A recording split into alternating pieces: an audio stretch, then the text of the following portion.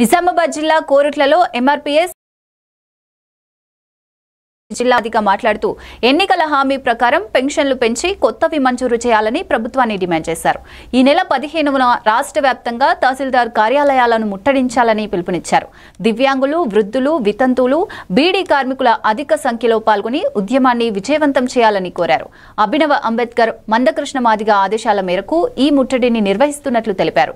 సమావేశంలో స్థానిక నాయకులు పాల్గొన్నారు.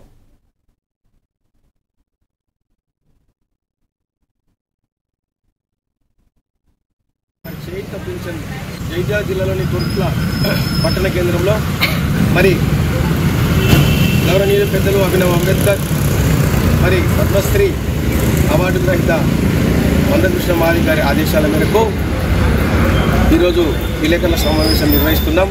అలాగే ఏదైతే సోమవారం రోజున మరి వృద్ధులు, వితంతులు, వికలాంగులు, బీడీ కార్మికులు, మరి చేయుత పెన్షన్దారులు అందరూ కూడా మరి సోమవారం రోజున 10 గంటల వరకు తహసీల్దార్ కార్యాలయం ఎంఆర్ఓ ఆఫీస్ వద్దకు 10 గంటల వరకు మరి గ్రామాల నుండి మన పట్టణంలోని 31 వార్డుల నుండి అందరూ కూడా ఇక్కడికి రావాలని చెప్పేసి సందర్భంగా విజ్ఞప్తి చేస్తున్నాం.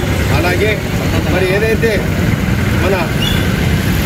మొన్న నిర్వహించుకున్నాం 1వ తారీఖు జిఎస్ గార్డెన్లో వృద్ధులు, వితంతులతో సభను మరి దానికి సంబంధించి కృతజ్ఞతలు కూడా తెలియజేస్తున్నాం.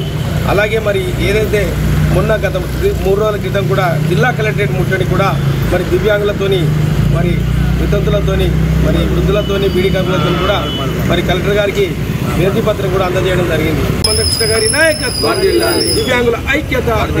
జైత్యాల జిల్లాలోని కోరుట్ల